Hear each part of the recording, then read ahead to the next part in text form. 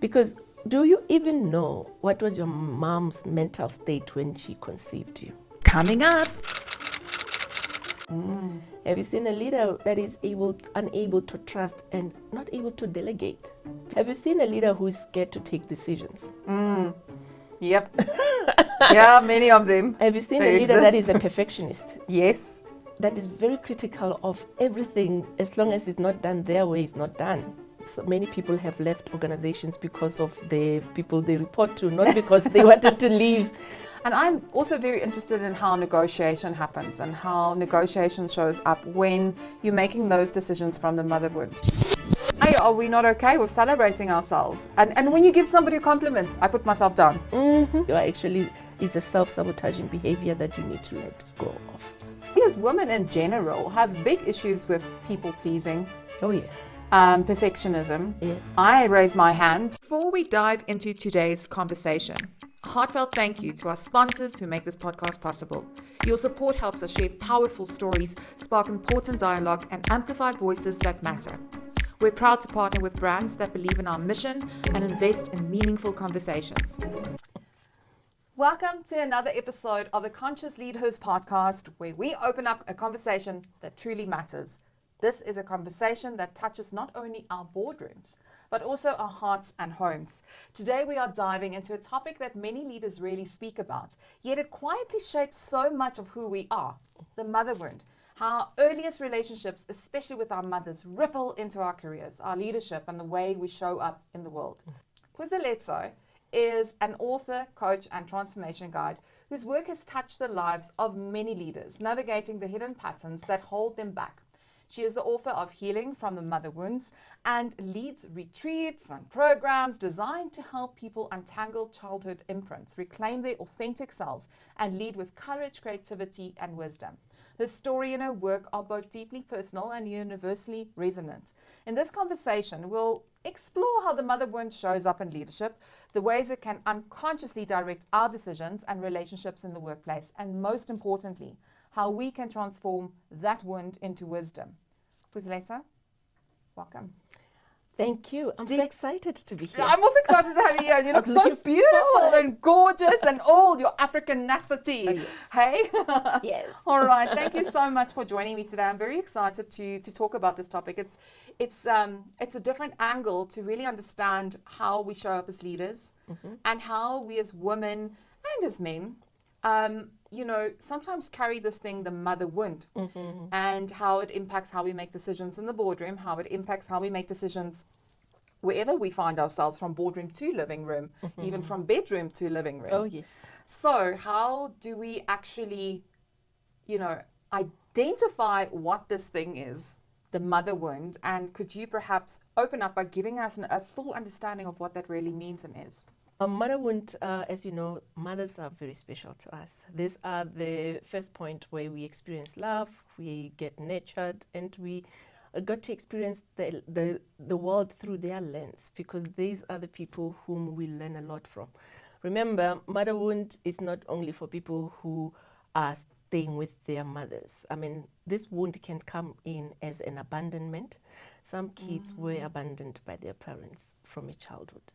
Others, it's the rejection. Some parents are not owning up to say, you are my child. Sure. Somehow it can also come in as a critical parent at home who's always constantly looking for the wrong mistakes that the children are doing. Helicopter parents. Helicopter parents. And sometimes the parents who are strict and they don't even give children the time to make their own decisions because they have to decide for them. It can come even in a happy environment where we love our mothers, we are in good relationship with them, but it's just that their character, and when they are bleeding on us based on their own wounds that they never healed from, then we feel it. Sure. So it is an emotional pain that we experience from our own mothers, that somehow it's an unmet need that we have of how this mother should show up for me. Especially where we have siblings, you might find that the mother is more attentive to this one, not me, and I feel unseen. Sure. I might be a child who is coming up, very inquisitive, but I'm always shut down. But every time when others, it's like the voice is amplified, my one is shut down. So that can be a wound in your spirit, an emotional wound, that because emotional safety is not there. We don't feel like we are living, we are giving the love, we are seen, and we are heard. And these are three basic things of a human being. If you don't give these three things to anybody, that relationship will suffer. Sure, that's so powerful. And I almost want to, I don't know if this question is going to make sense, but I'm going to give it a go. You know, we live in a matriarchal society. Africa is very matriarchal in comparison to the rest of the world and the West and the developed countries. And how does the mother wound play off in Africa that makes it perhaps different to the rest of the world? I wouldn't say so. Yes, there are factors that are contributing in Africa that could amplify, because we live in too much trauma that is happening. Look at the amount of crime or that is happening in our country now. We are conscious always in the anxiety level. So the stress levels are high. So when you go home and you are a person who doesn't know how to regulate your emotions, you are more likely to always be shouting, you're always being scared, you're always leading by fear. Sure. So that can contribute towards how you are now being received by your own children, because they create a story in their own mind. They don't know your world you're living in, the impact of the environment that you are staying in that causes you to react instead of responding to the situation. Sure. So when we talk about the world and comparing, but this is a human being thing. It has nothing much to do with where you live. If we constantly finding ourselves lacking where our emotions are unmet, you will get this. And also it's in how we interpret it in our mind to call for it to become a trauma. I love that. I love how you put that. And now I'm always just wondering about context, you know. This is a conversation that has really risen a lot, you know, on social media about the mother wound, etc. But I do feel like this is deeply ancient wisdom that has come from, you know, especially in Africa. I believe that there is lots of wisdoms that is coming to the surface that we've lost along the way. What is your views on that, and how did you get into this work? You know, one thing I can tell you, if you recall in the past when a woman fall pregnant, how much it was a sacred thing. Yes. Like literally the first 3 months you don't tell anyone where you stay, the food you eat, the environment that is less stressed. Like the elders will protect that because they understand that you are incubating a cargo that is precious. And it shows that how much we also take a lot from our parents while we are still in their stomach, right? Yeah. In the womb. Yeah. So meaning, if we don't take care of our pregnancy from that stage, that wounding we talk about could start there. Because do you even know what was your mom's mental state when she conceived you? I have asked her, yes. I had a long conversation with her about it, because I really believe that emotions have filtered those fears, those anxiety, the tension. The tension, if ever she was in an abusive relationship. Because, I mean, to a mother to decide to abandon a child, it shows that they're going through something. For a mother to reject a child while they're still pregnant with, they're going through something. Also, it's how the child was conceived as well. Maybe some of the children were conceived through rape. Others are your own father raping the child, your own uncle. So how do you learn to love your sibling? Sure. That you are carrying? Yeah. So the rejection emotion of it is carried through that time. And then we are born and we hope to be loved. And that already we felt the rejection while we're still in our mother's womb. And this becomes a deep wound that sometimes we don't understand how we tend to label our children. No, it's a naughty child. No, ADHD, no. But everything starts with, everything comes to play to create this beautiful, precious gift that God bless us with. However, now that we are aware, we are not here to condemn our mothers. We are just here to raise awareness, even to learn how to better parent our children, how to break this cycle for generations to come. If we can parent consciously, we will be able to also heal ourselves as we also help our children not to go through the pains or that can be avoided, especially that we cause unaware and sometimes aware. I absolutely love that, because, you know, the world is very chaotic at the moment, and we are looking at these various lenses, and hurt people hurt people. And the moment we actually recognize, hang on, I need to start working on myself and heal myself so that I can bring healing to the world. And every decision, when you're in a boardroom, if you're making a decision from a mother wound, what could that look like? And identifying that. Could you give us an example or some examples in your work that you have found, okay, this is how the mother wound is showing up in leadership? You know, I'm glad that you asked that question, because so many people have left organizations because of the people they report to, not because they wanted to leave the organization. So your leadership style as well is also can boil down to saying what type of a wound you have. So how it shows up, have you seen a leader who is scared to take decisions? Yep. Yeah, many of them. Have you seen They a leader that exist. is a perfectionist? Yes. That is very critical of everything. As long as it's not done their way, it's not done. Have you seen a leader that is unable to trust and not able to delegate because they don't think anybody else can do it? Sure. So where does that come from? It comes from someone who was, as a child, if you can't make decisions, it means you had a very overcritical parent. If you are a perfectionist or imposter syndrome, you have that parent that always has a set standard in how things should be done. That your word wasn't really given a space, but only hers was the authority in the room. So you're now having to make tough decisions. You're now having to lead people who challenges your thinking. You now have to make decisions that takes the organization forward. How do you trust that you can? How do you trust that what you're doing is good and you can even sit by it and stand by it and say, that's my work and I'm proud of it? If that power wasn't given to you. Wow, that is profound. And I mean, like, I'm curious to know, you know, it's a big job. And I've really, you know, since you and I have spoken, I've really started like percolating and thinking about this mother wound. And how do you detangle yourself from this mother wound? Like now you identify, or the audience, you listening to that and you go, okay, right, that shows up, because we as women in general have big issues with people pleasing. Oh, yes. Perfectionism. Yes. I raise my hand. Definitely. Like perfectionism is probably one of the biggest things that I've had to deal with, that I still deal with. And then the other one is also people pleasing. But I don't think I'm the only one. I think that this is something that's quite universal for women. What does that mean? And how do you start working on it? How do you detangle it and start addressing it? You know, today, the nice thing about it, in fact, it's in the book that I've written, there's a self-assessment that you can make that can tell you which wound you have. Okay. And then from there, you can start working on finding the tools that can support you, which you'll get all in the book. However, awareness is the starting point. Being aware and realizing that I'm losing key staff members. Why is that? Why is it that I'm being misunderstood?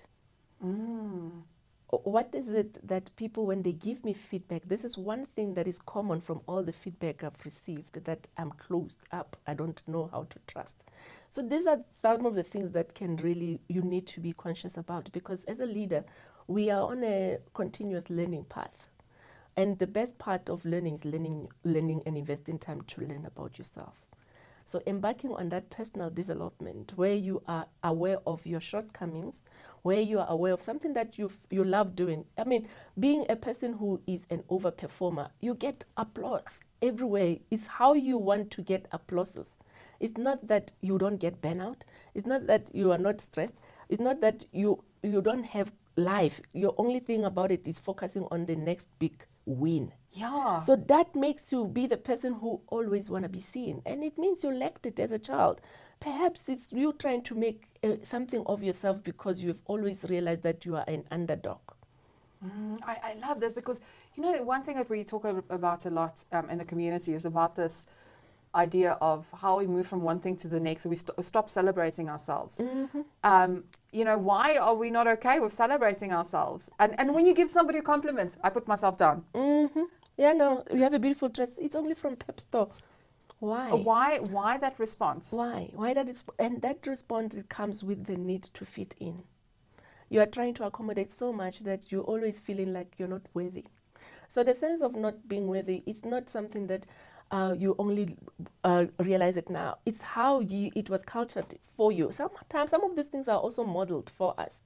I mean, we look at how our parents, maybe when they speak about money, where they put them, which position they put themselves. You look at also how they look at people who have achieved more, what kind of comments and they would give. So these are some of the things that you realize that if I am to be seen as I'm doing well, I will look like that person who's arrogant that my parents always talk about. That's too pompous. Sure. I can't actually say this because at the end of the day, I need to be polite. And we don't even realize that it's no longer about polite. Now you are actually, it's a self-sabotaging behavior that you need to let go of. Fascinating, because the previous discussion that we had was with Kanye, and she was also talking about specifically around the self-sabotage that we do and how we start making ourselves also invisible by like people-pleasing the whole time. And I'm also very interested in how negotiation happens and how negotiation shows up when you're making those decisions from the motherhood. How are you self-sabotaging yourself? In most cases, you will not always look at that I deserve this. You look at as long as they're happy. And that's a self-sabotage because at that very point of negotiation, it means you need to bring your points across with a full understanding that you also deserve it. It's not that you are being done a favor. Yeah. You have the right to be heard. You have the right to be seen, to be also given what you believe is rightfully yours. So how do you negotiate where you have already internally lost? Sure. So losing internally is the worst loss than even when you lose everything outside. Because when we win, you should have won inside to yourself first. There's that conviction that you know that I've got this. That will make you get it because you already have it within yourself. But most of us are waiting for external, like waiting for somebody to give it to us. I do a demonstration when I speak to people. I say, maybe I want to give a book. And I'll say, this book belonged to someone in this room. And I want the owner to get it. And you'll start seeing people looking at each other. And then that one brave one will stand up. But you would think they will come and get their book. They'll come and stand next to you, waiting for you to give them the book. And then I look at this person and I'll keep on saying, this book belongs to somebody in the room. They must come get it. Then she starts doubting, oh, maybe she's not the one. And then they will go back and then the other one stand up. It's something amazing when you look at it and you realize that's how we live our life. We live a life of always being waiting to be given. We do not take what is ours. Wow. I love that. And also to the other side, paradoxically, or from a paradox perspective, is, I heard a very interesting statement made to me the other day is, I don't like hope because hope kills. I was like, what? What does that even mean? Like really believing that something is mine, or believing that the job is mine, or believing that I could get that promotion, and having that hope that I deserve to have that, and it doesn't happen for me. And we know that women face this quite a lot. What is your take on that? Funny enough, you ask, I have an executive that I'm coaching in one organization. There was a post that was advertised. And we started preparing for it because he really was becoming very stale and very, there wasn't anything any more interesting of him because everything was the same for over 17 years, nothing changed. And I asked him, why are you not applying for the job? He says, chances are I won't even get it. I'm like, why? What makes you believe that? Because other posts have been there, I've applied and I've never gotten them. Sure. So how about this time the way you apply is different? Because the process of getting you to preparation will spark some interest in you. What you are winning is to win against yourself. Because do you like the state of energy that you are in right now? No, I'm actually not even interested in coming to work. I said, then how can we change that? That's where hope comes in. At the end of the day, remember, what you get, you might not have gotten the position that you are looking for, but you want something along the way of preparing yourself for it, because a lot of things comes up that interest you, that you learn, that you even learn about yourself, that when you can stand up and fight this energy that pulls us down, it's a winning on its own. Because if we leave you at that state, what is the next thing for you? You end up maybe coping with alcohol, coping with something that is toxic for you because you are trying to still win yourself from finding joy in your life. So you see, the life is about fighting.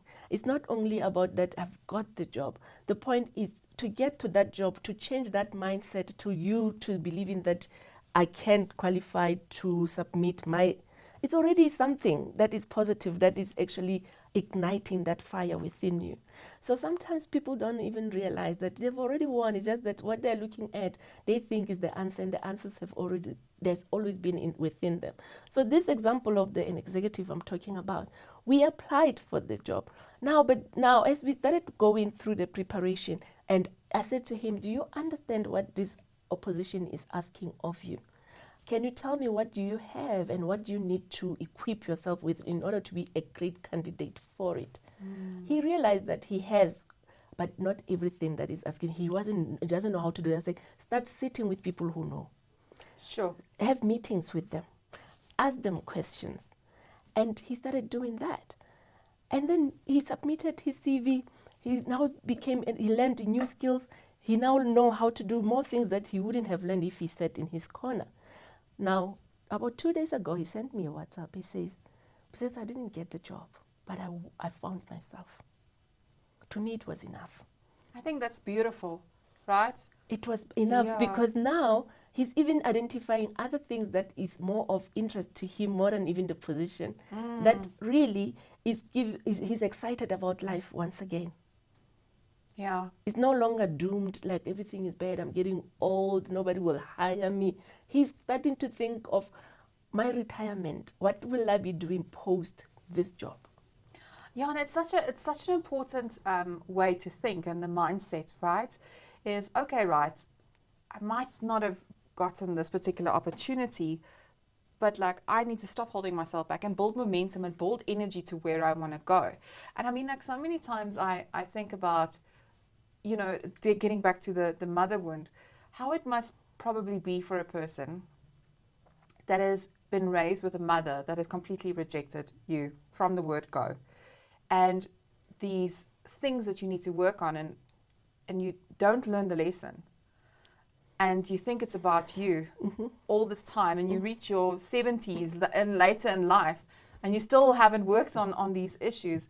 How you've lost out on life and an opportunity and hope and, you know, things that could have been different for you because you didn't want to face yourself.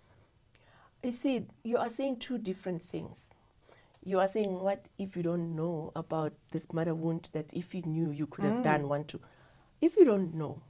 Yeah, true. You don't know. Yeah. When true. you know, you do better. I mean, when you know, you do better. Yeah. But the difference is when you know, but you do nothing about it. Changing or choosing.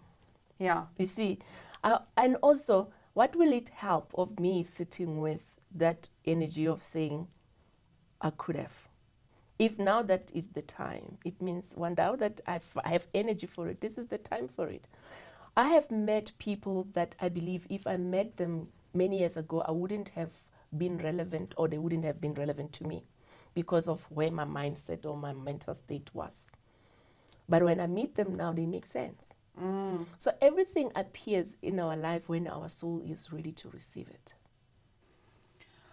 So talk to me about, how do we as women step into our power? We are aware of our mother wound. How do we step into our power as leaders and bring, well, I wouldn't say bring the wound with us, but like knowing that it exists, working on it.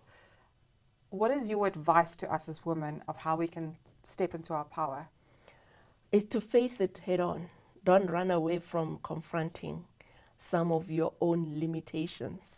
You know that you are not always trusting. Start putting yourself into test of trusting. Start allowing yourself to be a person who believes that it's possible that you will get the right people who will support your vision. Because part of exercises that I teach people is affirming yourself. Because words are powerful, they create. And most of the things, the stories we have in our subconscious mind are stored because they were spoken, we listened, and then they become stored information.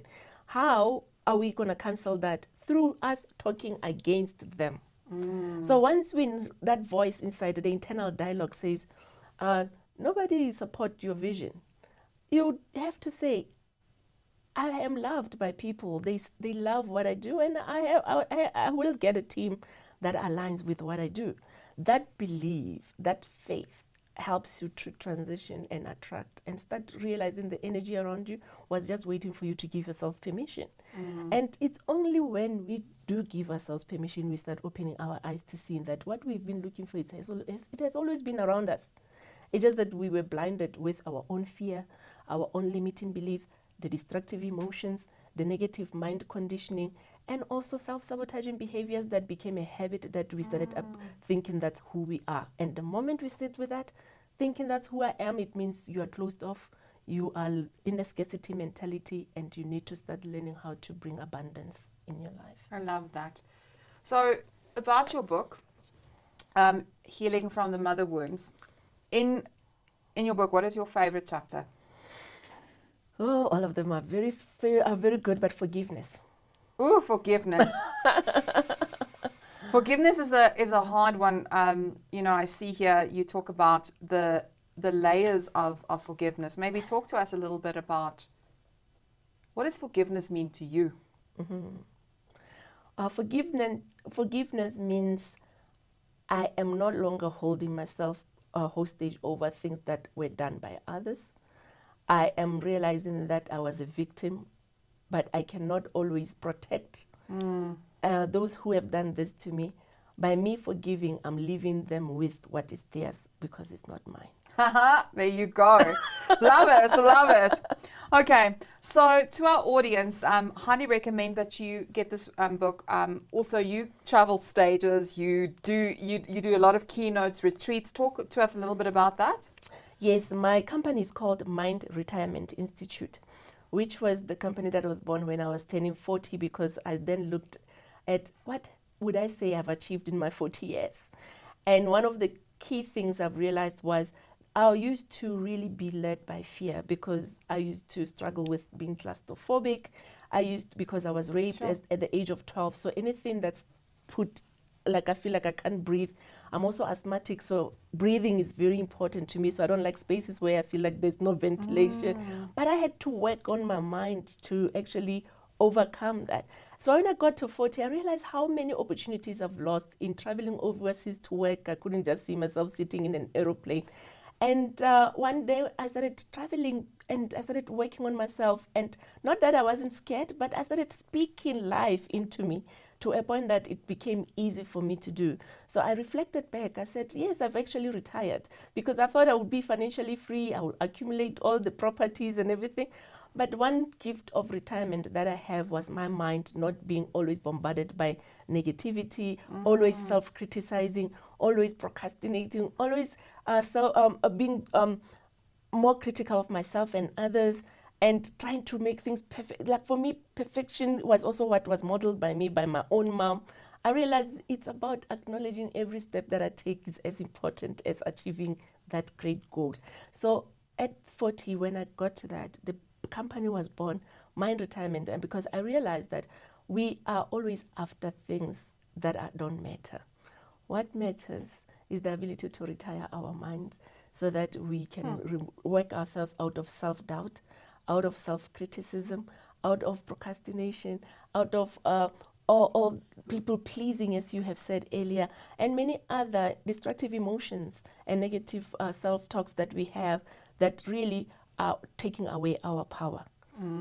So it's the ability for you to really stand out of your own way so that you can create the future that you are hoping for. Well, I just want to say thank you so much for spending time with us today. I think, for our leaders, I think it's so important to know that there's so many things that impact how we lead. It's not a straightforward game. This is hard work. Not a straight arrow. It's like, oh my word, this is just like, I've had 3 conversations today in 3 different scenarios, and everything has taught me something so profound. And the mother wound, as you say, is something that we all have. It's a human condition. It's not something that just is with a woman or just with a man. Like, this exists within each individual. And I think the healing part is so important for us as people, is hurt people hurt other people. Heal people, heal people. And if we want to impact that and bring our authentic selves to the table, that's where healing happens, is when you can bring your true version of who you are as a person to the table. So I just want to say, I really enjoyed this, and thank you so much for bringing this copy. I really, really appreciate it. Where can people get hold of your book? On our website, mindretirement.com, they can reach out to us. Otherwise, we still sell it directly from our office. So Mind Retirement is Googleable on all social media. I love that. Googleable on social media. So if you just do hashtag Mind Retirement, you will start seeing a lot of the work that we do, how we unpack and help leaders. We help people, we help entrepreneurs and even interns in workplace to be able to own their power through coaching, retreats, development projects, and also team buildings that we offer. You'll get to know more about it. Thank you so, so, so much. I truly appreciate it. It was amazing spending some time with you. Same here. And stay vibrant. Hey, you got such a beautiful smile. Thank you. Well, that is it from me. I almost ripped off my Mike. my mic. My goodness. Anyway, that's a wrap from me. I just want to say thank you so much for sticking around. Please go and look out for this book. You can go to the link below, and then you can go and find that information so that you can get a copy of this book. But I really want to also just say that it's so important for us to recognize the mother wound and see what needs to be healed within our lives in order for us to have a better life. Thank you so much. Bye-bye now.